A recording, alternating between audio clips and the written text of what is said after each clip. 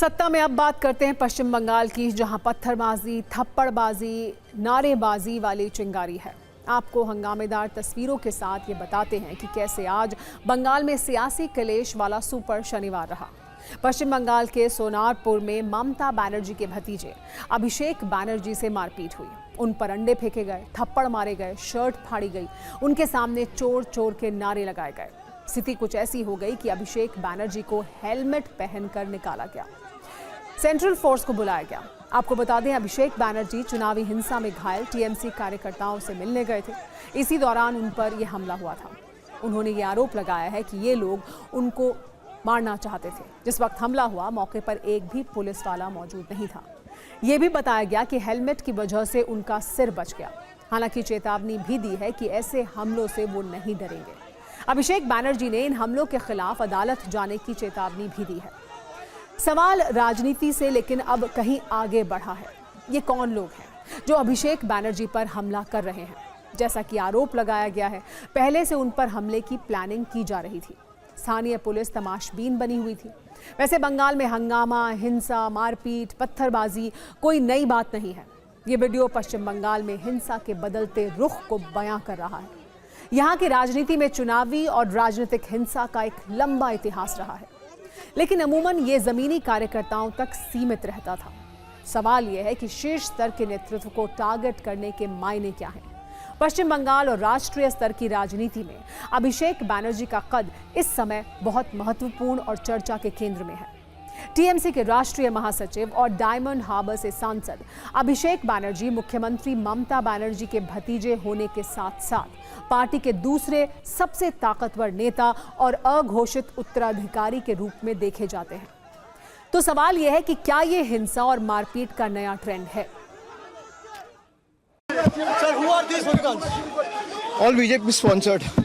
अब देखिए क्या हाल किया गया है। यह है इनका लोकतंत्र का नमूना। एक महीना हुआ नहीं, अब देखिए पुलिस कहीं नहीं है। सिक्योरिटी के लोग भी है, जो 2 लोग मेरे साथ तैनात है, तो वो लोग भी अगर अपने ऊपर सुपीरियर्स को बता रहे फिर भी कोई फोर्स नहीं आ रहा है, तो ये साफ है कि ऊपर से चाहता है कि ये जो पूरा घटना घटा ये चलता रहे, और इसको बंद करने का कोई प्रयास राज्य सरकार की तरफ से है ही नहीं। ये साफ करता है भाई, ये लोग चाहता है कि यहाँ पे एक मौत हुआ और 2-4 लाश गिरे, तब इन लोग को सुकून मिलेगा या कलीजे में ठंडक पहुंचेगा। तो इनको जो करना है करने दीजिए। हमारे पास सब रिकॉर्डेड है, हम कोर्ट में जाएंगे and I will go up to the Supreme Court to fight this case.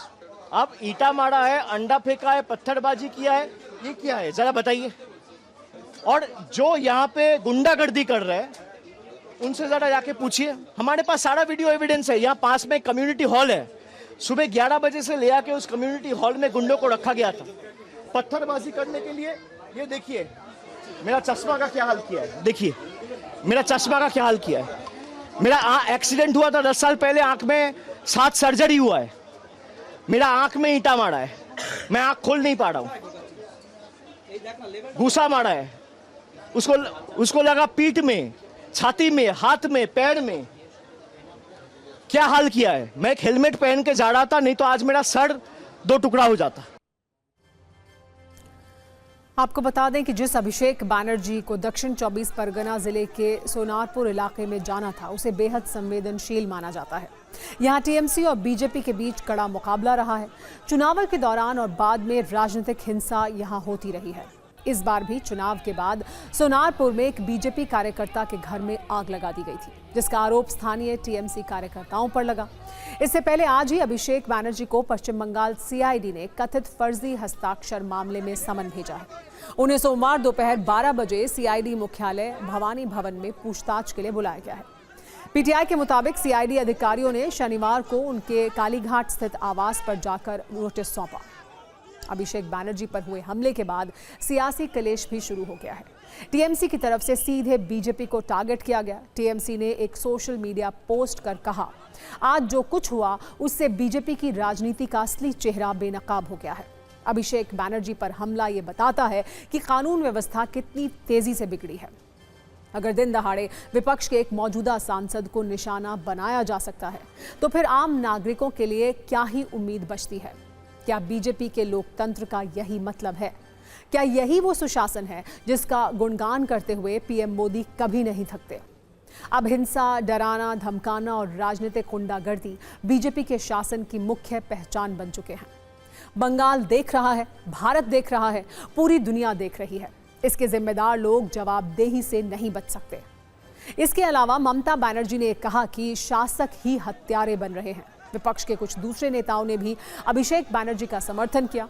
Samajwadi party के अध्यक्ष अखिलेश यादव ने कहा है कि अभिषेक बनर्जी के ऊपर जानलेवा हमला करवाकर बंगाल की अराजक बीजेपी सरकार ने साबित कर दिया है कि वो नफरत भरी, नकारात्मक, हिंसक राजनीति के सिवा और कुछ नहीं कर सकती है। इतने संवेदनशील वातावरण में भी पुलिस की व्यवस्था न होना एक बड़ी साजिश की ओर इशारा करती है। प्रतिक्रिया बीजेपी की तरफ से भी आई। केंद्रीय मंत्री सुकांता मजूमदार ने कहा कि हम इस घटना की निंदा करते हैं।